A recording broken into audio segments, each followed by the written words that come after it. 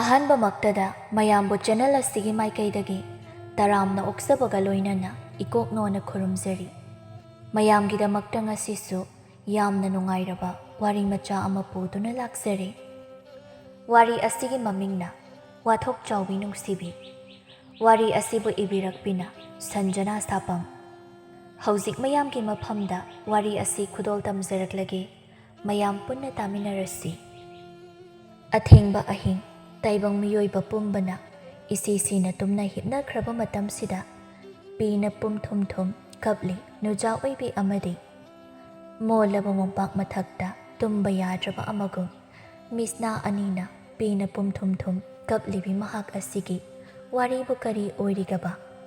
ꯃꯁꯤꯅꯤ ꯑꯩꯈꯣꯏꯅ ꯃꯈꯥ ꯇꯥꯕ ꯋꯥꯔꯤꯗ ꯂꯥꯛꯀꯗꯧꯔꯤꯕ꯫ ꯊꯣꯏꯕꯤ ꯏꯟꯈꯠꯂꯛꯄ ꯃꯇꯝ ꯑꯣꯏꯕꯅ ꯃꯁꯛ ꯃꯇꯧ ꯆꯨꯡ ꯐꯤꯔꯥꯜ ꯆꯥꯅ ꯐꯖꯕꯤ ꯍꯥꯏꯕꯗꯨ ꯑꯣꯏꯔꯝꯃꯤ꯫ ꯂꯩꯀꯥꯏꯗꯒꯤ ꯍꯦꯟꯗꯣꯛꯇꯅ ꯑꯇꯣꯞꯄ ꯈꯨꯟꯒꯤ ꯅꯨꯄꯥꯈꯩꯅꯁꯨ ꯉꯥꯎꯅꯔꯝꯃꯤ꯫ ꯃꯥꯕꯨ ꯂꯨꯝꯕ ꯏꯇꯠ ꯇꯠꯇꯅ ꯂꯥꯛꯏ꯫ ꯑꯗꯨꯕꯨ ꯊꯣꯏꯕꯤ ꯃꯥꯗꯤ ꯅꯨꯡꯁꯤ ꯅꯨꯡꯉꯣꯟ ꯀꯔꯤꯅꯣ ꯈꯪꯗ ꯏꯉꯥꯎ ꯉꯥꯎꯅ ꯃꯃꯥ ꯃꯄꯥ ꯑꯅꯤꯒꯤ ꯅꯥꯏꯇꯣꯝ ꯄꯣꯛꯆꯕꯤ ꯅꯤꯡꯉꯣꯜ ꯑꯣꯏꯕꯅ ꯀꯦꯅ ꯃꯧꯅ ꯂꯩꯖꯔꯝꯃꯤ꯫ ꯑꯗꯨꯕꯨ ꯃꯇꯝ ꯃꯥꯒꯤ ꯑꯍꯣꯡꯕꯅ ꯊꯣꯏꯕꯤꯒꯤ ꯄꯨꯟꯁꯤꯁꯨ ꯍꯨꯝꯗꯨꯅ ꯄꯨꯈꯤꯕꯅ ꯉꯁꯤꯗꯤ ꯊꯣꯏꯕꯤ ꯑꯍꯣꯡꯕꯇꯅ ꯊꯜꯂꯕ ꯄꯨꯟꯁꯤ ꯍꯥꯏꯕꯗꯨ ꯑꯣꯏꯔꯔꯤ꯫ ꯀꯞꯄ ꯎꯪꯗꯨꯅꯇ ꯂꯩꯕ ꯁꯤꯅ ꯃꯥꯒꯤ ꯄꯨꯟꯁꯤꯅꯤ꯫ ꯏꯟꯈꯠꯂꯛꯄ ꯃꯇꯝꯗ ꯊꯦꯡꯅꯈꯤ ꯂꯝꯂꯥꯟꯕ ꯀꯅꯥ ꯑꯃꯒ, ꯈꯪꯈꯤ ꯅꯨꯡꯁꯤꯕ ꯀꯔꯤꯅꯣ, ꯐꯥꯎꯈꯤ ꯅꯨꯄꯥ ꯑꯗꯨꯕꯨꯁꯨ ꯅꯨꯡꯁꯤꯕ, ꯆꯝꯂꯕ ꯊꯃꯣꯏꯗ ꯐꯥꯎꯈꯤꯕ ꯑꯁꯦꯡꯕ ꯅꯨꯡꯁꯤꯕ ꯑꯗꯨꯒꯤ ꯃꯔꯨꯝꯗ ꯀꯔꯤꯕꯨ ꯇꯝꯂꯝꯂꯤꯕ ꯅꯨꯄꯤ ꯃꯉꯣꯟꯗ꯫ ꯊꯣꯏꯕꯤꯒꯤ ꯃꯃꯥ ꯊꯥꯕ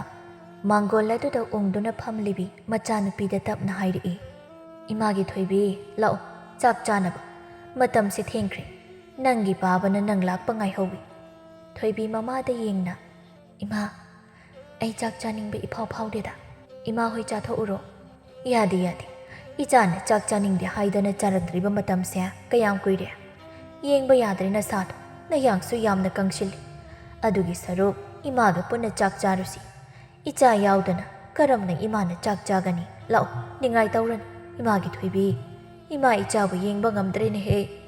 ꯑꯁꯤ ꯍꯥꯏꯗꯨꯅ ꯁꯤꯟꯊꯔꯛꯀꯦ ꯇꯧꯔꯤꯕ ꯃꯄꯤ ꯑꯗꯨꯕꯨ ꯐꯤꯖꯤꯗꯨꯅ ꯇꯩꯊꯣꯛꯆꯩ꯫ ꯃꯃꯥꯒꯤ ꯃꯇꯧꯗ ꯅꯨꯡꯉꯥꯏꯇ꯭ꯔꯕ ꯃꯥꯜꯂꯤ꯫ ꯇꯞꯅ ꯍꯧꯒꯠꯇꯨꯅ ꯏꯃꯨꯡꯗ ꯆꯪꯈꯤ꯫ ꯍꯥꯏꯔꯝꯃꯤ, "ꯆꯥꯔꯨꯔꯁꯤ ꯏꯃꯥ, ꯆꯪꯂꯛꯑꯣ." ꯆꯥꯛꯈꯨꯝ ꯑꯗꯨꯗ ꯏꯀꯣꯏ ꯀꯣꯏꯅ ꯃꯃꯥ ꯃꯄꯥ ꯃꯆꯥ ꯃꯈꯣꯏ ꯑꯍꯨꯝ ꯆꯥꯛ ꯆꯥꯔꯤ꯫ ꯊꯣꯏꯕꯤ ꯆꯥꯛꯇꯣ ꯆꯥꯔꯤꯔ ꯆꯥꯗ꯭ꯔꯤꯔ ꯈꯪꯗꯦ, ꯆꯥꯛꯂꯨꯛ ꯑꯗꯨꯗ ꯌꯦꯡꯗꯨꯅ ꯆꯥꯛꯇꯨ ꯇꯣꯠꯇꯨꯅ ꯑꯗꯨꯝ ꯂꯩ꯫ ꯃꯆꯥꯒꯤ ꯃꯇꯧꯗ ꯃꯄꯥꯕꯨ ꯌꯥꯏꯅ, "ꯏꯄꯥꯒꯤ ꯊꯣꯏꯕꯤ, ꯏꯟꯖꯥꯡꯗꯨꯕꯨ ꯍꯥꯎꯇ꯭ꯔꯕ꯭ꯔꯅꯦ? ꯆꯥꯛ ꯆꯥꯕ ꯏꯎ ꯎꯗꯦꯗ." "ꯍꯥꯎꯏ ꯄꯥꯕ, ꯆꯥꯔꯤꯁꯤꯗꯤ." ꯃꯌꯥꯝ ꯃꯌꯥꯝ ꯆꯥꯒꯗꯕꯅꯤ, ꯍꯥꯟꯅꯒꯨꯝ ꯁꯛ ꯐꯖꯅꯕ." ꯑꯁꯨꯝꯅ ꯆꯥꯛ ꯆꯥꯕ ꯇꯣꯛꯂꯕ ꯃꯇꯨꯡ ꯊꯣꯏꯕꯤ ꯆꯥꯛꯁꯪꯗꯩ ꯊꯣꯛꯈꯤꯗꯨꯅ ꯃꯥꯒꯤ ꯄꯣꯊꯥꯐꯝ ꯑꯣꯏꯔꯤꯕ ꯃꯃꯥꯡꯒꯤ ꯄꯨꯈ꯭ꯔꯤ ꯃꯄꯥꯜꯗ ꯍꯧꯔꯤꯕ ꯍꯩꯅꯧ ꯄꯥꯝꯕꯤ ꯑꯗꯨꯒꯤ ꯃꯈꯣꯡꯗ ꯂꯥꯛꯇꯨꯅ ꯐꯝꯊꯔꯛꯏ꯫ ꯄꯨꯈ꯭ꯔꯤꯗꯨꯒꯤ ꯏꯃꯥꯏꯗ ꯇꯥꯔꯤꯕ ꯃꯁꯥꯒꯤ ꯃꯃꯤ ꯑꯗꯨꯗ ꯌꯦꯡꯖꯗꯨꯅ, "ꯍꯣꯡꯂꯦꯀꯣ ꯑꯩꯒꯤ ꯁꯛꯇꯝꯁꯦ, ꯑꯣꯜꯂꯦꯀꯣ ꯄꯨꯟꯁꯤ ꯃꯍꯤꯡꯁꯨ, ꯂꯃꯨꯛꯅꯍꯜꯂꯦꯀꯣ ꯏꯁꯥꯅ ꯏꯁꯥꯒꯤ ꯈꯣꯡꯊꯥꯡ ꯊꯥꯖꯔꯨꯕꯅ ꯏꯔꯥꯜ ꯑꯣꯏꯍꯟꯕꯤꯔꯝꯂꯕ ꯄꯨꯟꯁꯤꯁꯦ. ꯀꯅꯥꯒꯤ ꯑꯁꯥꯗꯕꯨ ꯑꯩꯅ ꯅꯣꯛꯂꯨꯅꯤ? ꯏꯃꯥ, ꯕꯥꯕꯥ, ꯅꯆꯥ ꯑꯩ ꯄꯣꯛꯂꯨꯕꯒꯤ ꯉꯁꯤꯗꯤ ꯅꯈꯣꯏꯁꯨ ꯑꯩꯒꯤ ꯈꯟꯕꯗ ꯃꯤꯠꯀꯤ ꯄꯤ ꯀꯪꯗ꯭ꯔꯦꯀꯣ." ꯑꯁꯤ ꯈꯟꯗꯨꯅ ꯀꯞꯂꯤ ꯊꯣꯏꯕꯤ꯫ ꯃꯊꯪꯒꯤ ꯅꯨꯃꯤꯠꯅꯤ꯫ ꯊꯣꯏꯕꯤꯒꯤ ꯃꯇꯥ ꯂꯥꯡꯂꯦꯟ ꯊꯣꯏꯕꯤꯒꯤ ꯌꯨꯝꯗ ꯂꯥꯛꯇꯨꯅ ꯊꯣꯏꯕꯤꯕꯨ ꯍꯔꯥꯎꯍꯟꯅꯕ ꯍꯣꯠꯅꯖꯩ꯫ ꯂꯝꯕꯤꯗ ꯄꯨꯊꯣꯛꯇꯨꯅ ꯃꯥꯕꯨ ꯋꯥꯈꯜ ꯏꯪꯍꯟꯕꯁꯨ ꯄꯥꯝꯃꯤ꯫ ꯑꯗꯨꯅ ꯂꯥꯡꯂꯦꯟꯅ ꯍꯥꯏꯔꯛꯏ, "ꯂꯥꯛꯑꯣꯕꯁꯤ, ꯅꯪꯅ ꯃꯄꯥ ꯊꯣꯛꯂꯛꯇ꯭ꯔꯤꯕꯁꯤ ꯀꯨꯏꯔꯦ. ꯈꯣꯡꯊꯥꯡ ꯑꯃꯈꯛ ꯂꯥꯟꯅ ꯊꯥꯡꯂꯨꯕꯒꯤꯗꯃꯛ ꯄꯨꯟꯁꯤꯕꯨ ꯗꯨꯛ ꯍꯟꯊꯅ ꯍꯤꯡꯒꯗꯕ ꯅꯠꯇꯦ ꯊꯣꯏꯕꯤ. ꯅꯨꯡꯁꯤꯕꯕꯨ ꯁꯥꯟꯅꯕ ꯉꯝꯕ ꯃꯥꯒꯤꯁꯨ ꯃꯇꯝ ꯑꯃꯗꯤ ꯂꯥꯛꯀꯅꯤ. ꯅꯤꯡꯉꯝꯗꯕꯒꯤ ꯃꯥꯒꯤꯗꯃꯛ ꯅꯪꯅ ꯑꯗꯨꯝꯅ ꯇꯧꯕꯗꯣ ꯑꯩ ꯌꯦꯡꯕ ꯉꯝꯗꯦ. ꯂꯥꯛꯑꯣ, ꯏꯅꯦ ꯇꯣꯝꯕꯤꯒꯤ ꯄꯣꯠꯐꯝꯗꯒꯤ ꯁꯤꯡꯖꯨ ꯆꯥꯔꯨꯁꯦ." "ꯂꯥꯡꯂꯦꯟ, ꯑꯩ ꯆꯠꯅꯤꯡꯗꯦꯗ, ꯅꯪ ꯁꯥꯎꯒꯅꯨ." ꯋꯥꯔꯤ ꯇꯥꯔꯝꯕ ꯊꯕꯥꯅ, "ꯂꯥꯡꯂꯦꯟ, ꯈꯔ ꯈꯔ ꯄꯨꯊꯣꯛꯎ, ꯑꯃꯁꯤ ꯌꯨꯝꯗ ꯁꯨꯝ ꯂꯩꯁꯤꯜꯂꯛꯑꯁꯨ ꯀꯣꯛ ꯊꯣꯛꯂꯛꯑꯣꯏ, ꯕꯨꯙꯤ ꯆꯥꯏꯔꯛꯀꯅꯤ. ꯏꯃꯥꯒꯤ ꯊꯣꯏꯕꯤ, ꯆꯠꯂꯣ, ꯅꯇꯥꯅ ꯍꯔꯥꯎ ꯍꯔꯥꯎ ꯍꯥꯏꯖꯔꯤꯁꯦ ꯅꯪꯅ ꯑꯃꯨꯛ ꯌꯥꯕꯤꯗ꯭ꯔꯗꯤ ꯃꯤ ꯅꯨꯡꯉꯥꯏꯕ ꯍꯧꯅꯗꯦ. ꯆꯠꯂꯣ ꯆꯠꯂꯣ, ꯊꯨꯅ ꯍꯦꯛ ꯍꯜꯂꯛꯎ ꯏꯆꯥꯁꯤꯗꯤ."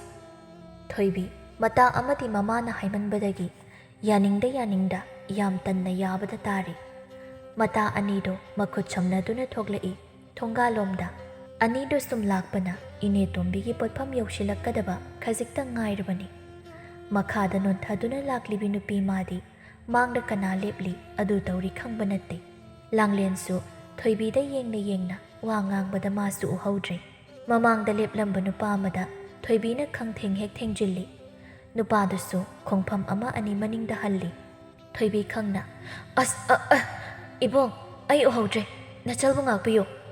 ꯅꯨꯄꯥꯗꯣ ꯊꯣꯏꯕꯤꯗ ꯌꯦꯡꯅ ꯌꯦꯡꯅ "ꯑꯧ ꯌꯥꯔꯤꯗ." ꯂꯥꯡꯂꯦꯟꯅ "ꯑꯦ ꯇꯥ ꯄꯨꯔꯦꯜ ꯅꯠꯇ꯭ꯔꯣ?" "ꯑꯧ ꯃꯥꯅꯦ." "ꯑꯌꯥ ꯏꯕꯣꯡ ꯅꯪ ꯑꯩ ꯈꯪꯗ꯭ꯔꯕꯣ?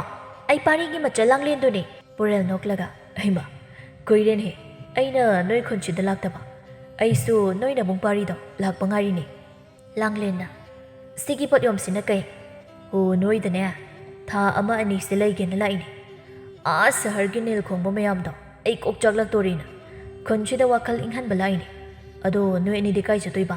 "ꯇꯨ ꯑꯩꯒꯤ ꯏꯇꯥꯅꯦ ꯊꯣꯏꯕꯤ ꯀꯧꯕꯅꯦ, ꯃꯥꯁꯦ ꯍꯟꯗꯛ ꯃꯔꯛ ꯃꯁꯥ ꯅꯨꯡꯉꯥꯏꯇꯦꯅ ꯌꯨꯝꯗꯒꯤ ꯃꯄꯥꯟ ꯏꯊꯣꯛ ꯊꯣꯛꯇꯕ, ꯑꯗꯨꯗ ꯑꯩꯅ ꯑꯁ꯭ꯋꯥꯏꯐꯥꯎ ꯅꯨꯡꯁꯤꯠ ꯆꯥꯔꯨꯁꯤ ꯑꯗꯨꯒ ꯁꯤꯡꯖꯨꯁꯨ ꯆꯥꯔꯛꯁꯤ ꯍꯥꯏꯗꯅ ꯅꯝꯗꯅ ꯄꯨꯊꯣꯔꯛꯏꯅꯦ."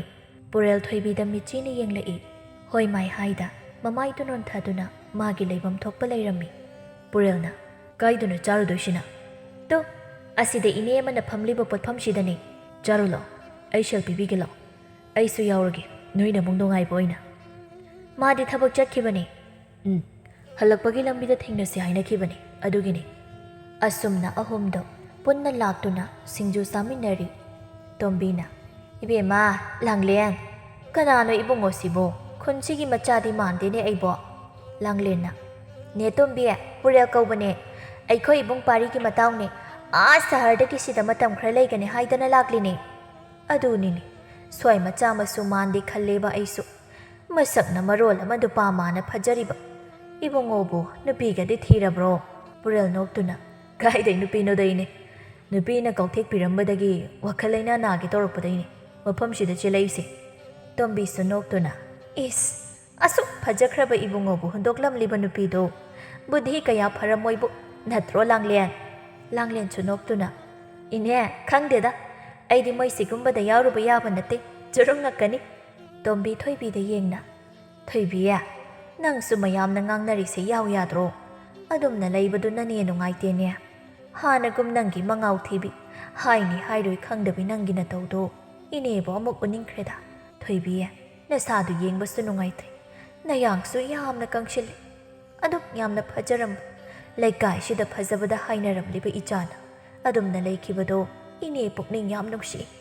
ꯊꯣꯏꯕꯤ ꯅꯧꯅ ꯂꯥꯛꯂꯤꯕ ꯄꯨꯔꯦꯜꯒꯤ ꯃꯥꯡꯗ ꯍꯥꯏꯔꯞ ꯏꯀꯥꯏꯅ ꯅꯣꯛꯃꯤ ꯇꯞꯂꯞꯅ ꯍꯥꯏꯔꯛꯏ꯫ "ꯅꯦ ꯇꯣꯝꯕꯤ, ꯅꯆꯥꯁꯦ ꯀꯞꯁꯤꯔꯥ ꯅꯣꯛꯁꯤꯔꯥ ꯍꯥꯏꯗꯨꯅ ꯅꯨꯃꯤꯠ ꯈꯨꯗꯤꯡꯒꯤ ꯏꯁꯥ ꯏꯊꯟꯇ ꯋꯥꯍꯪ ꯑꯣꯏꯅ ꯍꯪꯖꯔꯤꯕꯅꯤ꯫ ꯍꯧꯈꯤꯕ ꯃꯃꯥꯡꯊꯛꯀꯤ ꯄꯨꯟꯁꯤꯅ ꯈꯣꯡꯒꯣꯏꯕꯤꯔꯝꯂꯕ ꯅꯆꯥꯒꯤ ꯄꯨꯟꯁꯤꯅꯤ. ꯁꯤꯗꯕꯨ ꯑꯩꯅ ꯀꯔꯤꯒꯤ ꯅꯣꯛꯇꯨꯅ ꯄꯨꯟꯁꯤꯅ ꯄꯨꯟꯁꯤꯕꯨ ಮಿನꯝꯗꯨꯅ ꯍꯤꯡꯂꯤ ꯏꯅꯦ?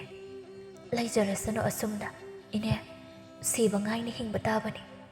ꯄꯨꯔꯦꯜ ꯊꯣꯏꯕꯤꯒꯤ ꯍꯥꯏꯔꯛꯂꯤꯕ ꯋꯥꯍꯩꯁꯤꯡꯗꯨꯗ ꯈꯜꯂꯤ꯫ ꯃꯥꯁꯨ ꯃꯥꯒꯨꯝꯅ ꯊꯃꯣꯏꯗ ꯆꯩꯅꯥ ꯐꯪꯂꯕꯤꯔ ꯍꯥꯏꯅ, ꯑꯗꯨꯕꯨ ꯆꯤꯟꯗꯤ ꯀꯥꯡꯂꯨꯗ꯭ꯔꯤ, ꯌꯦꯡꯕꯗꯃꯛ ꯌꯦꯡꯉꯤ ꯊꯣꯏꯕꯤꯗ꯫ ꯑꯁꯨꯝꯅ ꯅꯨꯃꯤꯗꯥꯡꯒꯤ ꯃꯇꯝꯅꯤ꯫ ꯄꯨꯔꯦꯜ ꯃꯥꯡꯒꯣꯜ ꯑꯗꯨꯗ ꯐꯝꯗꯨꯅ ꯃꯥꯒꯤ ꯅꯨꯡꯉꯥꯏꯇꯕꯗꯤ ꯈꯟꯗꯅ ꯊꯣꯏꯕꯤꯒꯤ ꯑꯣꯏꯅ ꯋꯥꯈꯜꯗꯨꯗ ꯅꯩꯅꯗꯨꯅ ꯂꯩꯔꯤ꯫ ꯀꯔꯤ ꯃꯔꯝ ꯂꯩꯕꯒꯤꯅꯣ ꯈꯪꯗꯦ, ꯊꯣꯏꯕꯤꯒꯤ ꯋꯥꯔꯤ ꯇꯥꯅꯤꯡꯕ ꯐꯥꯎꯔꯛꯂꯤꯕ ꯉꯁꯥꯏ ꯍꯥꯏꯈꯤꯕ ꯋꯥꯍꯩꯁꯤꯡꯗꯨ ꯅꯤꯡꯁꯤꯡꯗꯨꯅ ꯐꯝꯂꯤꯉꯩ ꯂꯥꯡꯂꯦꯟꯅ "ꯏꯕꯨꯡ ꯄꯨꯔꯦꯜ."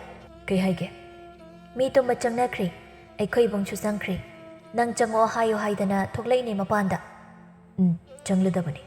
ꯑꯗꯣ ꯂꯥꯡꯂꯦꯟ, ꯅꯕꯨꯡ ꯋꯥ ꯑꯝꯇ ꯍꯪꯒꯦ, ꯏꯆꯜꯗ ꯂꯥꯟꯅ ꯈꯟꯒꯗ꯭ꯔꯣ?" "ꯍꯪꯉꯣ, ꯀꯩꯒꯤ ꯈꯟꯗꯣꯏꯅꯣ?" ꯂꯥꯡꯂꯦꯟꯁꯨ ꯄꯨꯔꯦꯜꯒꯤ ꯃꯅꯥꯛꯇ ꯐꯝꯊꯗꯨꯅ ꯍꯥꯏꯔꯛꯄꯅꯤ꯫ "ꯉꯁꯥꯏꯒꯤ ꯅꯃꯥꯟꯅꯕꯤꯗꯣ, ꯃꯥꯁꯦ ꯀꯔꯤ ꯊꯧꯗꯣꯛꯀ ꯊꯣꯛꯈꯤꯕ ꯂꯩꯈꯤꯒꯦ?" ꯂꯥꯡꯂꯦꯟ ꯄꯨꯔꯦꯜꯗ ꯃꯨꯟꯅ ꯌꯦꯡꯂꯒ "ꯀꯩꯒꯤꯅꯣ ꯏꯕꯨꯡꯅ ꯃꯗꯨ ꯍꯪꯂꯤꯕꯗꯤ? ꯊꯣꯏꯕꯤꯒꯤ ꯃꯔꯝꯗ ꯈꯪꯅꯤꯡꯕ ꯄꯣꯛꯄ꯭ꯔꯥ ꯏꯕꯨꯡ?" "ꯄꯣꯛꯏ, ꯀꯔꯤꯒꯤꯅꯣ ꯈꯪꯗꯦ. ꯉꯁꯥꯏ ꯃꯥꯒ ꯊꯦꯡꯅꯕ ꯃꯤꯀꯨꯞꯇ ꯃꯥꯒꯤ ꯃꯔꯝꯗ ꯑꯩ ꯌꯥꯝ ꯈꯪꯅꯤꯡꯕ ꯑꯃ ꯄꯣꯛꯈꯤꯕꯅꯤ." ꯂꯥꯡꯂꯦꯟ ꯊꯃꯣꯏꯗ ꯃꯣꯃꯣꯟ ꯇꯧꯗꯨꯅ ꯍꯥꯏꯔꯛꯏ꯫ "ꯏꯕꯨꯡ ꯅꯆꯜ ꯍꯥꯏꯒꯦ, ꯑꯗꯨꯕꯨ ꯀꯅꯥ ꯑꯃꯗꯗꯤ ꯆꯤꯟ ꯀꯥꯡꯊꯣꯛꯄꯤꯒꯅꯨ. ꯈꯨꯟ ꯑꯁꯤꯗ ꯂꯩꯔꯤꯕ ꯃꯤꯄꯨꯝ ꯈꯨꯗꯤꯡꯅꯗꯤ ꯈꯪꯏ. ꯑꯗꯣ ꯑꯩ ꯍꯥꯏꯔꯒꯦ, ꯊꯣꯏꯕꯤꯁꯦ ꯃꯉꯥꯎ ꯊꯤꯅ ꯍꯧꯔꯛꯄꯅꯤ. ꯃꯃꯥ ꯃꯄꯥ ꯑꯅꯤꯒꯤ ꯅꯥꯏꯇꯣꯝ ꯌꯥꯎꯖꯕ ꯑꯣꯏꯕꯅ ꯌꯥꯝꯅ ꯀꯦꯅ ꯂꯩꯔꯛꯏ. ꯃꯁꯛꯇ ꯃꯇꯧꯗ ꯑꯋꯥꯠꯄ ꯑꯃꯠꯇ ꯂꯩꯇꯦ꯫ ꯈꯨꯟꯁꯤꯗꯩ ꯍꯦꯟꯗꯣꯛꯇꯅ ꯊꯪꯅꯕ ꯈꯨꯜꯒꯤ ꯄꯥꯈꯪꯅ ꯃꯥꯕꯨ ꯂꯨꯝꯕ ꯅꯨꯡꯇꯤꯒꯤ ꯂꯥꯛꯏ꯫ ꯅꯨꯡꯁꯤ ꯅꯨꯡꯉꯣꯟ ꯀꯔꯤꯅꯣ ꯈꯪꯖꯗ꯭ꯔꯤꯕꯤ ꯊꯣꯏꯕꯤꯕꯨ ꯃꯤꯁꯛ ꯑꯃꯅ ꯇꯠꯇꯅ ꯅꯨꯡꯁꯤ ꯀꯥꯏꯍꯧꯕꯤꯈꯤ꯫ ꯊꯃꯣꯏ ꯑꯃ ꯄꯥꯜꯂꯨꯕꯅ ꯊꯣꯏꯕꯤꯁꯨ ꯅꯨꯄꯥꯗꯨꯕꯨ ꯅꯨꯡꯁꯤꯕ ꯐꯥꯎꯔꯛꯈꯤ꯫ ꯑꯁꯨꯝꯅ ꯅꯨꯄꯥꯗꯨꯒ ꯅꯨꯡꯁꯤꯅꯕ ꯆꯍꯤ ꯐꯥꯔꯛꯂꯦ꯫ ꯈꯨꯟꯁꯤꯒꯤ ꯃꯅꯤꯡꯗ ꯂꯩꯕ ꯂꯩꯀꯣꯜ ꯃꯆꯥꯗꯨꯗ ꯈꯣꯂꯦꯟ ꯊꯣꯏꯕꯤ ꯑꯅꯤꯗꯣ ꯐꯝꯃꯤꯟꯅꯗꯨꯅ ꯋꯥꯔꯤ ꯁꯥꯔꯤ꯫ ꯈꯣꯂꯦꯟꯅ "ꯊꯣꯏꯕꯤ, ꯅꯪꯁꯦ ꯅꯣꯡꯃ ꯅꯣꯡꯃꯒꯤ ꯁꯨꯝ ꯐꯖꯊꯣꯛꯏ꯫ ꯑꯩ ꯁꯨꯝ ꯄꯥꯈꯠꯄ ꯐꯥꯎꯔꯦꯀꯣ." "ꯌꯥꯔꯦ ꯏꯕꯨꯡꯉꯣ, ꯅꯪꯒꯤ ꯑꯣꯏꯗꯣꯏ ꯂꯩꯔꯕ ꯑꯩꯁꯦ ꯑꯃꯨꯛ ꯈꯝꯕꯟꯕꯤꯕ ꯇꯧꯔꯅꯨ꯫ ꯑꯗꯨꯒꯤ ꯁꯔꯨꯛ ꯁꯦꯜ ꯇꯨꯡꯁꯤꯜꯂꯨ, ꯂꯨꯍꯣꯡꯕ ꯌꯥꯔꯀꯥꯟꯗ ꯊꯣꯛ ꯍꯣꯡꯗꯣꯛꯅꯕ." ꯈꯣꯂꯦꯟꯁꯨ ꯅꯣꯛꯇꯨꯅ "ꯑꯗ ꯇꯥꯏꯌꯦ ꯊꯣꯏꯕꯤ, ꯑꯗꯨ ꯅꯪꯕꯨ ꯌꯨꯝꯒꯤ ꯊꯕꯛ ꯀꯌꯥꯝ ꯍꯩꯖꯔꯒꯦꯅꯦ?" "ꯍꯩꯔꯦ ꯀꯩꯅꯣ ꯐꯅꯌꯥꯝꯅ꯫ ꯆꯥꯛ ꯊꯣꯡꯕꯁꯨ ꯍꯩꯔꯦ, ꯐꯤ ꯁꯨꯕꯁꯨ ꯍꯩꯔꯦ, ꯏꯔꯣꯟꯕ, ꯆꯝꯊꯣꯡ ꯊꯣꯡꯕ, ꯀꯥꯡꯍꯧ ꯍꯩꯔꯦ꯫ ꯑꯇꯩꯗꯤ ꯇꯝꯂꯤꯌꯦ, ꯏꯃꯥꯅ ꯇꯥꯛꯏ." "ꯌꯥꯝ ꯍꯩꯔꯦꯅꯦ ꯑꯗꯨꯗꯤ꯫ ꯑꯗꯣ ꯎꯇꯤꯒ ꯆꯒꯦꯝ ꯄꯣꯝꯕꯒ ꯑꯅꯤꯗꯨꯁꯨ ꯍꯩꯖꯤꯜꯂꯣ꯫ ꯑꯩ ꯑꯅꯤꯗꯨ ꯌꯥꯝ ꯄꯥꯝꯃꯤ, ꯅꯪꯅ ꯊꯣꯡꯂꯒ ꯆꯥꯅꯤꯡꯉꯦꯕ." "ꯍꯣꯏ, ꯅꯪꯅ ꯆꯥꯅꯤꯡꯕ ꯈꯨꯗꯤꯡ ꯑꯩꯅ ꯄꯤꯖꯗꯣꯏꯅꯤ꯫ ꯑꯗꯨꯗꯤ ꯇꯥ ꯈꯣꯂꯦꯟ, ꯅꯨꯃꯤꯠ ꯇꯥꯁꯤꯜꯂꯛꯇꯣꯔꯦ꯫ ꯅꯪꯁꯨ ꯍꯜꯂꯣ, ꯊꯦꯡꯈꯤꯅꯤ꯫ ꯑꯩꯁꯨ ꯍꯜꯂꯒꯦ, ꯏꯃꯥꯅ ꯍꯜꯂꯛꯇꯦ ꯍꯥꯏꯔꯝꯂꯅꯤ." "ꯍꯣꯏ ꯍꯣꯏ." ꯅꯨꯃꯤꯗꯥꯡꯒꯤ ꯃꯇꯝꯅꯤ꯫ ꯊꯕꯥ ꯆꯥꯛ ꯀꯟꯅ ꯊꯣꯡꯂꯤ꯫ ꯊꯣꯏꯕꯤꯅ ꯃꯅꯥꯛꯇ ꯐꯝꯂꯤ꯫ "ꯄꯂꯦꯝ, ꯑꯩ ꯎꯇꯤ ꯊꯣꯡꯕ ꯇꯝꯕꯤꯌꯣ, ꯑꯩ ꯌꯥꯝ ꯍꯩꯅꯤꯡꯉꯦꯕ." "ꯏꯁ, ꯏꯆꯥꯕꯨ ꯍꯩꯅꯤꯡꯕ꯭ꯔꯅꯦ? "ꯍꯣꯏ ꯕꯥ, ꯇꯝꯕꯤꯌꯣ." "ꯇꯝꯊꯣꯛꯁꯤꯉꯥꯏꯗꯅ꯫ ꯑꯗꯣ ꯏꯃꯥꯒꯤ ꯊꯣꯏꯕꯤꯌꯦ, ꯅꯪꯅ ꯈꯪꯅꯩ ꯍꯥꯏꯔꯤꯕ ꯈꯣꯂꯦꯟ ꯍꯥꯏꯔꯤꯕ ꯑꯉꯥꯡꯗꯣ ꯏꯃꯥ ꯀꯌꯥ ꯌꯥꯅꯤꯡꯕ ꯑꯣꯏꯗꯦꯀꯣ꯫ ꯖꯨꯠ ꯃꯨꯠꯀꯤ ꯁꯛ ꯑꯃ ꯏꯆꯦꯟ ꯆꯦꯜꯂꯤ꯫ ꯏꯆꯥꯅ ꯄꯥꯝꯅ ꯈꯪꯅꯖꯔꯤꯕꯅꯤꯅ ꯈꯪꯅꯧ, ꯑꯗꯨꯕꯨ ꯍꯩꯁꯤꯡ ꯃꯤꯅ ꯍꯥꯏꯕꯗ ꯄꯪꯊꯒꯅꯨ, ꯁꯤꯡꯅ ꯈꯣꯡ ꯊꯥꯡꯉꯨꯀꯣ." "ꯏꯁ, ꯃꯤ ꯑꯗꯨꯛ ꯌꯥꯝ ꯐꯕ ꯃꯤꯗꯨꯕꯨ ꯀꯩꯝ ꯈꯟꯕꯤꯗꯦꯆꯣ, ꯏꯃꯥꯅ ꯈꯪꯁꯨ ꯈꯪꯗꯅ꯫ ꯆꯥꯛ ꯂꯣꯏꯁꯤꯜꯂꯣ, ꯆꯥꯛ ꯂꯥꯝꯃꯦ ꯏꯃꯥ." ꯊꯣꯡꯖꯤꯜ ꯄꯥꯜꯗꯒꯤ ꯃꯄꯥ ꯄꯣꯌꯥꯏꯅ "ꯏꯆꯥ ꯊꯣꯏꯕꯤ ꯆꯥꯛ ꯂꯥꯝꯃꯦ ꯍꯥꯏꯔꯤꯅꯦ ꯃꯃꯥ ꯅꯪꯕꯣ꯫ ꯂꯣꯏꯁꯤꯜꯂꯣ ꯂꯣꯏꯁꯤꯜꯂꯣ, ꯆꯥꯛ ꯀꯨꯏꯅ ꯂꯥꯝꯍꯟꯒꯅꯨꯀꯣ ꯏꯆꯥꯁꯦ." "ꯌꯥꯝ ꯅꯨꯡꯁꯤꯈ꯭ꯔꯕꯣꯏꯔꯦꯗ, ꯑꯩꯅ ꯅꯨꯡꯁꯤꯔꯤꯁꯤꯗꯒꯤ ꯃꯈꯣꯏ ꯃꯄꯥꯅꯒ ꯍꯦꯟ ꯆꯠꯂꯣ." "ꯇꯥꯅꯤꯡꯗꯦꯍꯦ ꯃꯃꯥ, ꯈꯠꯅꯕꯒ ꯍꯧꯔꯛꯀꯅꯨ꯫ ꯑꯩ ꯃꯤ ꯈꯠꯅꯅꯤꯡꯗꯦ꯫ ꯏꯄꯥꯒꯤ ꯊꯣꯏꯕꯤꯌꯦ, ꯂꯥꯛꯑꯣ, ꯏꯄꯥꯒꯤ ꯅꯥꯛꯇ ꯐꯝꯃꯨ." ꯊꯣꯏꯕꯤꯁꯨ ꯂꯥꯛꯇꯨꯅ ꯐꯝꯃꯤ꯫ "ꯏꯆꯥꯕꯨ ꯆꯥꯛ ꯂꯥꯝꯂꯕ꯭ꯔꯅꯦ?" "ꯍꯣꯏ ꯄꯥꯕ, ꯂꯥꯝꯃꯦ." "ꯅꯃꯥꯅ ꯊꯤꯔꯛꯑꯅꯤ, ꯏꯆꯥꯗꯤ ꯃꯔꯝ ꯃꯣꯛꯄꯅꯤ꯫ ꯄꯨꯟꯁꯤ ꯆꯨꯞꯄꯒꯤ ꯅꯃꯥ ꯅꯄꯥ ꯑꯅꯤꯅ ꯍꯥꯏꯕ ꯌꯥꯎꯀꯣ, ꯂꯝꯍꯦꯟꯕꯤ ꯃꯆꯥ ꯑꯣꯏꯒꯦ ꯈꯟꯒꯅꯨ, ꯃꯔꯝ ꯃꯣꯛꯁꯤ ꯀꯣꯏꯕꯦꯝꯃ." "ꯏꯁ, ꯑꯩꯕꯨ ꯌꯥꯝ ꯂꯝꯍꯦꯟꯕꯗꯧꯅ ꯑꯩꯈꯣꯏ ꯄꯥꯕꯁꯤ ꯌꯥꯝ ꯇꯜꯂꯤꯕꯣ." ꯑꯁꯨꯝꯅ ꯃꯇꯝꯗꯤ ꯍꯧꯖꯤꯟꯈꯤ꯫ ꯊꯥ ꯑꯃꯒꯤ ꯃꯇꯨꯡꯅꯤ꯫ ꯂꯩꯀꯥꯏꯒꯤ ꯄꯨꯈ꯭ꯔꯤ ꯑꯗꯨꯗ ꯂꯥꯡꯂꯦꯟ ꯊꯣꯏꯕꯤ ꯑꯅꯤꯗꯣ ꯏꯁꯤꯡ ꯁꯣꯛꯅꯕ ꯍꯥꯏꯗꯨꯅ ꯈꯨꯠꯇ ꯕꯥꯔꯇꯤꯟ ꯑꯃꯃꯝ ꯄꯥꯏ ꯂꯥꯛꯏ꯫ ꯄꯨꯈ꯭ꯔꯤ ꯃꯄꯥꯟ ꯑꯗꯨꯗꯁꯨ ꯂꯩꯀꯥꯏꯒꯤ ꯃꯧ ꯈꯔ ꯐꯤꯁꯨ ꯐꯤꯖꯥꯝ ꯇꯧꯅꯔꯤ꯫ ꯂꯩꯁꯥꯕꯤ ꯑꯅꯤꯗꯨ ꯎꯕꯗ ꯂꯩꯔꯥꯡꯇꯣꯟꯅ "ꯂꯩꯁꯥꯕꯤ ꯑꯅꯤ, ꯀꯔꯤ ꯋꯥꯔꯤꯅꯣ ꯑꯗꯨꯛ ꯍꯔꯥꯎꯅ ꯁꯥꯟꯅꯩꯗꯨꯕꯣ? ꯅꯨꯡꯉꯥꯏꯈ꯭ꯔꯝꯅꯤꯗ ꯂꯩꯁꯥ ꯄꯨꯟꯁꯤꯀꯥꯗꯣ꯫ ꯑꯣ, ꯑꯃꯨꯛ ꯍꯜꯂꯛꯂꯔꯣꯏꯅꯦ." ꯊꯣꯏꯕꯤꯅ "ꯏꯅꯝꯃ, ꯂꯩꯁꯥꯕꯤ ꯑꯩꯈꯣꯏꯅ ꯁꯥꯟꯅꯕ ꯋꯥꯔꯤꯕꯨ ꯀꯔꯤꯒꯤ ꯑꯣꯏꯗꯣꯏꯅꯣ? ꯅꯨꯄꯥꯒꯤ ꯋꯥꯔꯤꯅꯤꯗꯅ." ꯑꯁꯤ ꯍꯥꯏꯔꯒ ꯃꯌꯥꯝꯗꯨ ꯅꯣꯛꯏ꯫ ꯈꯝꯕꯤꯅ "ꯍꯥꯏꯁꯨ ꯍꯥꯏꯕꯅꯤ ꯊꯣꯏꯕꯤ, ꯅꯁꯛꯇꯣ ꯐꯖꯃꯜꯂꯤ꯫ ꯅꯨꯄꯥ ꯀꯌꯥꯗꯤ ꯅꯪꯒꯤ ꯋꯥꯈꯜꯗ ꯂꯝꯕꯤ ꯇꯥꯕ ꯌꯥꯎꯔꯝꯂꯅꯤꯀꯣ꯫ ꯅꯨꯄꯤ ꯑꯩꯈꯣꯏꯅ ꯐꯥꯎꯕ ꯉꯥꯎꯔꯦ, ꯅꯨꯄꯥꯗꯤ ꯀꯔꯤ ꯑꯣꯏꯔꯝꯅꯤ?" "ꯏꯁ, ꯄꯪꯍꯥꯏꯗ ꯍꯦꯛ ꯍꯥꯏꯖꯤꯜꯂꯦ ꯏꯅꯝꯃꯁꯨ." "ꯑꯗꯣ ꯀꯨꯏꯅ ꯂꯩꯈꯣ, ꯈꯠꯂꯤ ꯈꯠꯂꯤ ꯑꯃꯨꯛ ꯄꯥꯏꯈꯤꯅꯤ꯫ ꯌꯨꯝꯕꯨ ꯄꯥꯜꯂꯕ ꯂꯣꯏꯔꯦ ꯅꯨꯡꯉꯥꯏꯕ꯫ ꯑꯗꯨꯅꯅꯦ, ꯅꯅꯤꯡ ꯇꯦꯛꯄ ꯃꯈꯩ ꯂꯩꯁꯥꯈꯣ꯫ ꯌꯦꯡꯉꯣ, ꯑꯩꯈꯣꯏ ꯍꯧꯖꯤꯛ ꯑꯉꯥꯡꯒꯤ ꯃꯊꯤ ꯃꯌꯨꯡ ꯁꯦꯟꯅꯗꯅ ꯂꯩꯔꯤꯁꯦ." ꯂꯥꯡꯂꯦꯟꯅ "ꯍꯣꯏ, ꯑꯗꯣ ꯑꯩꯈꯣꯏ ꯑꯅꯤ ꯑꯃꯨꯛ ꯌꯧꯈ꯭ꯔꯒꯦ꯫ ꯏꯅꯝꯃꯁꯤꯡ ꯋꯥꯔꯤ ꯅꯨꯡꯉꯥꯏꯕꯤꯍꯧꯈꯣꯀꯣ." ꯃꯊꯪꯒꯤ ꯅꯨꯃꯤꯠꯅꯤ꯫ ꯈꯣꯂꯦꯟꯒꯤ ꯌꯨꯝꯗꯅꯤ꯫ ꯃꯦꯝꯊꯣꯏꯅ "ꯏꯕꯨꯡꯉꯣ, ꯏꯃꯥꯅ ꯄꯥꯝꯗꯦ ꯍꯥꯏꯔꯤꯕꯁꯤꯅꯤ ꯃꯗꯨꯒꯤ ꯅꯨꯄꯤꯗꯣ꯫ ꯏꯆꯥꯒꯤꯗꯤ ꯏꯃꯥꯅ ꯏꯈꯨꯠ ꯆꯥꯕꯤ ꯑꯃ ꯁꯣꯏꯗꯅ ꯂꯨꯍꯣꯡꯕꯤꯒꯅꯤ." ꯈꯣꯂꯦꯟꯅ "ꯑꯁ, ꯇꯥꯅꯤꯡꯗꯦꯀꯣ ꯏꯃꯥ, ꯑꯩꯒꯤ ꯑꯄꯥꯝꯕ ꯅꯨꯄꯤ ꯈꯟꯖꯕꯁꯤꯕꯨ ꯏꯃꯥꯅ ꯑꯃꯨꯛ ꯌꯦꯡꯁꯤꯜ ꯂꯩꯔꯤ꯫ ꯑꯩ ꯑꯁ꯭ꯋꯥꯏꯐꯥꯎꯗꯪ ꯊꯣꯛꯂꯨꯈꯤꯒꯦ." ꯑꯁꯨꯝꯅ ꯅꯣꯡꯃ ꯅꯣꯡꯃꯒꯤꯗꯤ ꯅꯨꯡꯁꯤ ꯃꯔꯤ ꯆꯦꯠꯄ ꯍꯦꯜꯂꯛꯏ꯫ ꯈꯣꯂꯦꯟꯒꯤ ꯃꯃꯥꯅ ꯊꯣꯏꯕꯤꯕꯨ ꯃꯃꯧ ꯑꯣꯏꯕ ꯄꯥꯝꯂꯝꯗꯦ꯫ ꯀꯔꯤ ꯃꯔꯝꯒꯤ? ꯃꯦꯝꯊꯣꯏ ꯑꯍꯦꯟꯕ ꯄꯥꯝꯃꯤ꯫ ꯏꯅꯥꯛ ꯀꯩꯔꯥꯛ ꯈꯨꯟꯕ ꯃꯆꯥ ꯄꯥꯝꯕꯅ ꯊꯣꯏꯕꯤꯕꯨ ꯃꯃꯧ ꯑꯣꯏꯕ ꯄꯥꯝꯗꯕꯅꯤ꯫ ꯊꯣꯏꯕꯤꯒꯤ ꯏꯃꯨꯡꯁꯤ ꯌꯥꯝ ꯀꯥ ꯍꯦꯟꯅ ꯅꯨꯡꯉꯥꯏꯕ ꯅꯠꯇ꯭ꯔꯕꯁꯨ ꯆꯥꯕ ꯊꯛꯄ ꯋꯥꯠꯇꯅ ꯏꯪꯅ ꯄꯥꯟꯕ ꯏꯃꯨꯡꯅꯤ꯫ ꯊꯣꯏꯕꯤ ꯃꯁꯛ ꯁꯥꯊꯤꯅ ꯐꯖꯩ, ꯀꯨꯆꯨ ꯉꯧꯏ, ꯁꯦꯠꯇꯣꯔꯛꯄꯗ ꯂꯝ ꯉꯥꯟꯅ ꯐꯖꯩ꯫ ꯑꯁꯨꯝꯅ ꯊꯥ ꯈꯔꯒꯤ ꯃꯇꯨꯡ ꯊꯣꯏꯕꯤꯁꯨ ꯈꯣꯂꯦꯟꯗ ꯆꯦꯜꯂꯤ꯫ ꯆꯦꯜꯂꯕ ꯃꯇꯨꯡꯗꯒꯤꯗꯤ ꯈꯣꯂꯦꯟ ꯃꯥꯒꯤ ꯁꯥꯖꯠ ꯑꯍꯣꯡꯕ ꯂꯥꯛꯄ ꯍꯧꯔꯝꯃꯤ꯫ ꯊꯣꯏꯕꯤꯕꯨ ꯃꯤꯔꯥꯏꯔꯛꯄ ꯃꯥꯟꯕ ꯃꯇꯧ ꯀꯌꯥ ꯎꯔꯛꯄꯗꯒꯤ ꯊꯣꯏꯕꯤꯅ ꯅꯝꯗꯅ ꯈꯣꯂꯦꯟꯕꯨ ꯀꯧꯊꯣꯛꯇꯨꯅ ꯎꯅꯔꯝꯃꯤ꯫ ꯊꯣꯏꯕꯤꯅ ꯄꯦꯟꯗꯅ Kaino ta Kolen, handak nang nahonglakliba mongse, aise phagira. Kolen hainingdana. Thoibe, nang aingonda saubado, nangi fanabani. Aina nangondagi lapthokliba. Ngasidagi nangi lambi ama yengjaro. Nang aigi nakta lage khalano. Thoibe, ai nangbudi tasingna nungsi. Aina nangbu sengna nungsiba makta oirabadi. Nangbu nungsizaba kana amagi makada harauna leirapoyo ai chalage. Thoibigi wa amata taramda chatki. Thoibi mafamduda kaptuna lehaubi. Haiba yaba hairi, tauba yaba taukri. Adubu Kolengi imungdi thiba phangkidri.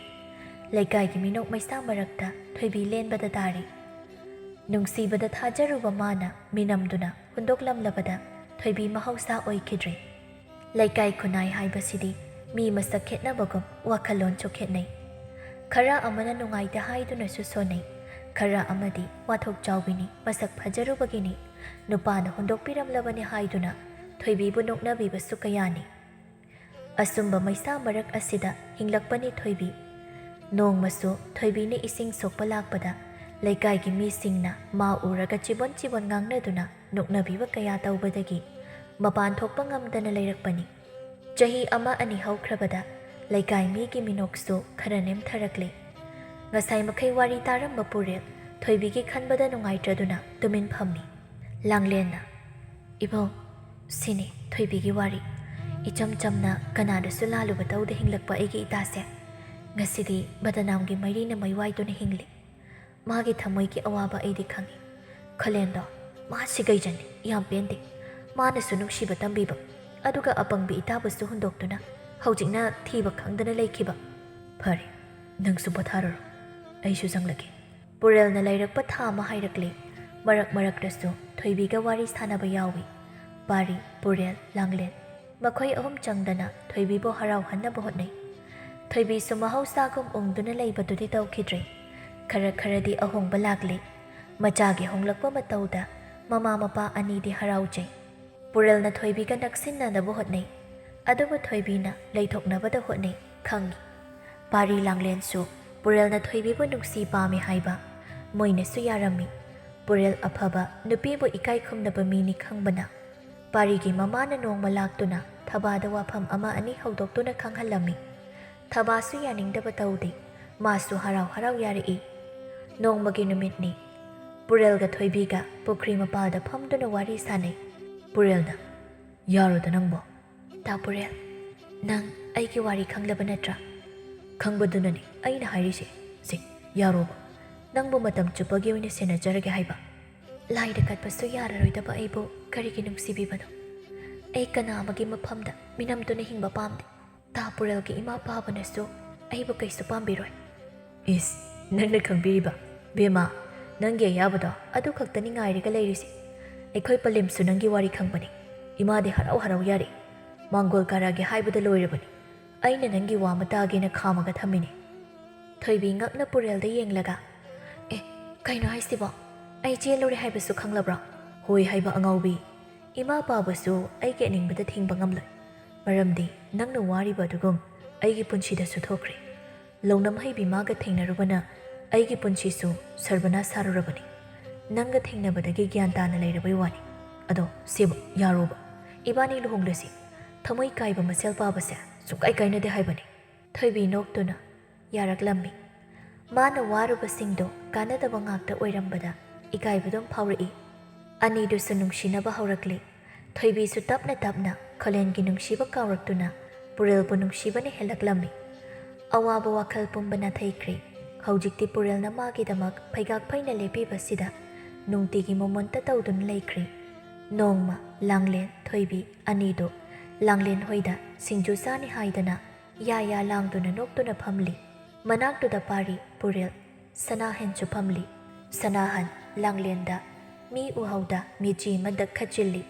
Langlen chu majilga datum thoksinduna irang kanna kaptheknari. Langlen ga Sanahan gasu nungsinaba kuiraklabani. Pari di khangbanati asumna mayamdo singju punna chari. Purelna Thoibi yam sasingano maning amuk chenani morog yam sai. Pari Purelda mamit paina yenglaga o mapan yam tholakano khara su ikaiba khangnasi natradi. Purelna nupi su phangdaba nangna dumaina haidana Sanahanna hairu yabro. Pari ngakna Sanahan mo nupi koirabro? Wahangduda Sanahan Langlen anidu yengdei. Thoibiga Purelgasu yengnaraga noi Purelna. Ha kabi kaiwai bahaiba ama laibado aduni itawna tawdusi. Parina. Kari joirono. Nangna lolise gyanam ta tahalwaibo. Mabung apangbagi maral asingmana chai shida gyan taro. Pari ngai hakhalli. Gyan lakla mali Langlen da phat yengi. Langlen mabung na yenglakpaduda mamaidu kailay layraga khangi. Aday Sanahan da muk yengi. Sanahan chumangai Parina.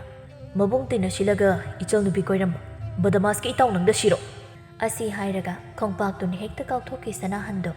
Sanahan chathok tai. Mayam do punna wawa no i. Haujikta da Pari sunok tuna. Noi loy na nubi lainaraba. Ay khak ngari ni laidrise. Phai. Ngasidagi thabak amta surai.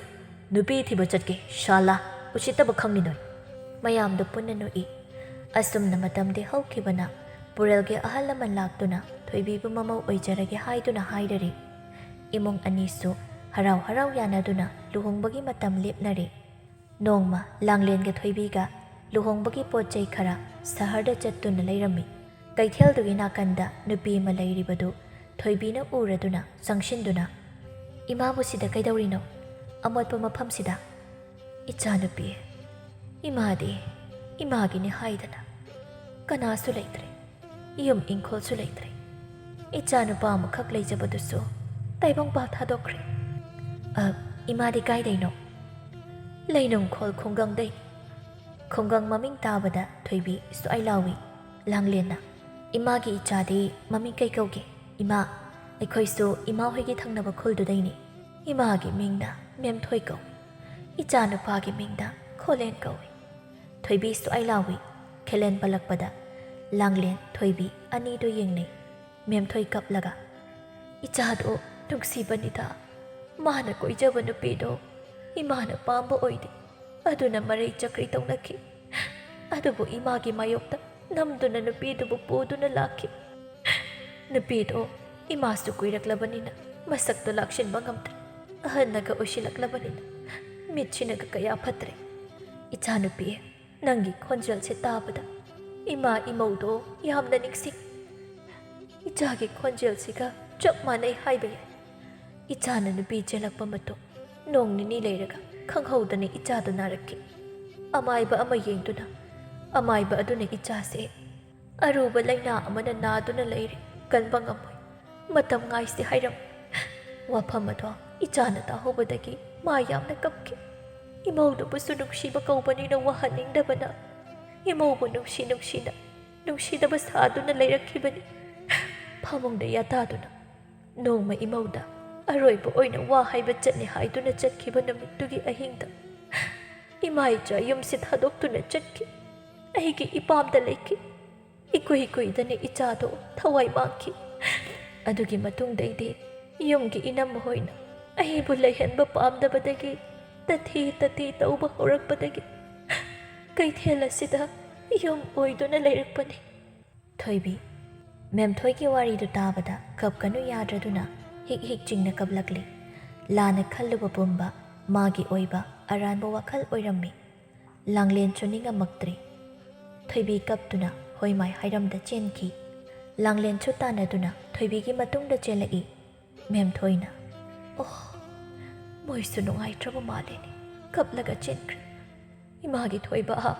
Imabu ngairamuko. Thoibi mayum yaurakpadagi kadagi mapan thoglakte.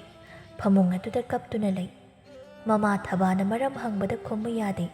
Toina sum hanglakpadagi wari pumba lirami. Wadu taraga thabana. Angau bisidi. Adugi oire ichana kaplibase. Haukrabadi haukri. Masu taibang si thadokduna chatkri. Haujikti nang Purelgidamak hingdaba yadabani. Nangna adumna tauraga Purelna nungaigadro. Masu thamoi kairaba misakni. Kairiba thamoido namsinduna nangidamak liblakliba mahakpu. Nangna sunungshipam thoi. Nang mabu miraige khanganu. Luhongbagi matam sunakshilaklavani. Nang langphang khalaga lairanu. Hoima, ai kaparoige.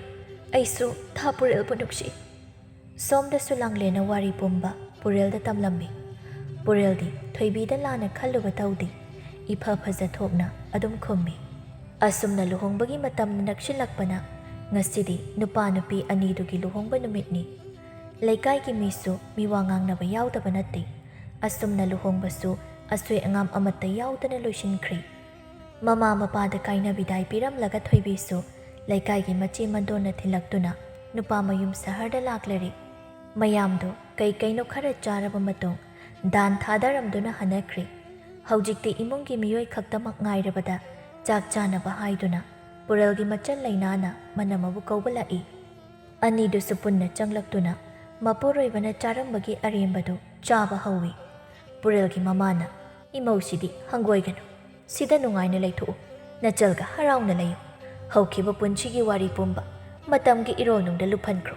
Ngasidagi imaugi anauba khongthang ama haurabani. Hoi ima. Imabu aigi inem oina phangjaba aise kayada laibak phakrabano.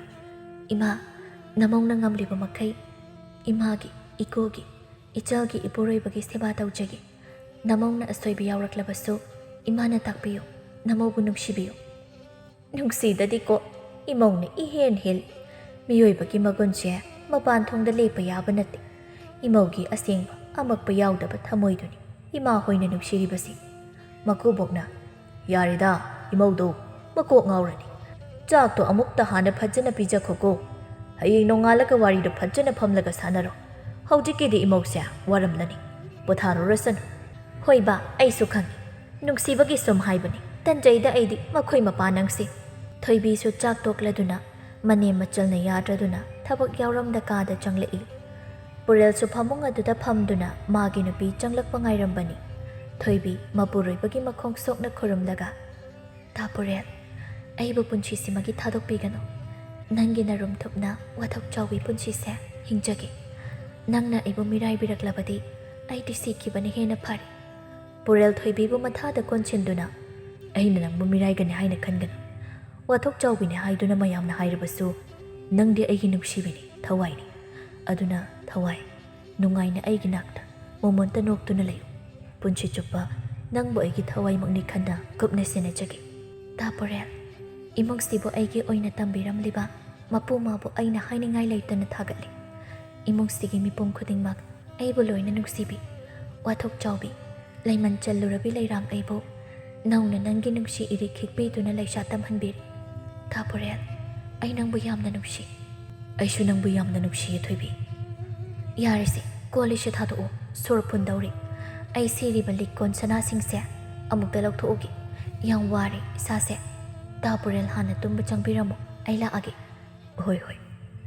Thoibisu sana likon chingdu lauthokduna mafam chana thamlamlaba matung kangkhal thadaduna tumba changlakli. Kajinduda hipthaduna Purelna ngasidagi nangse aigi oirani. Thawai hakchang amata oirani. Nangbu nungsibagi changse ngasidagi mayam hingalani. Punchise asumnaga oirakani khalode. Ngakdra punchise thoibi. Thoibisu tapna kumlai. Isorna semlamba taibang mapokni. Angakpa kaya na punchi mo ohenbani. Thajadaba thaudokna mangda taduna laibana ngasidi. Nangga aigasu matam magi khonglei na puduna nungsibagi kaisum sangsida nungsi phadok oiduna lairari. Ta Purel, hingliba punchi sida nungsinana hingminasi. Taibang kanagi mawalauda harauna chada nauda taduna aphaba mapok ama oiduna laisiko. Phari matamsi yam thengkri. Hayengdi nganna hauge hairani tumnaba tawrasi. Nangsu waramlani nasadu chokthana uri. Hoi. Asumna sabi sanau anisu nungsi panthung yaujaduna nungaiba wakhal nungaiba asa amaga loinana punchi chuppa harau harau leiminaki. Makhoi anigi nungsinabada awuba kanana kalaknafam oiduna leikhirami.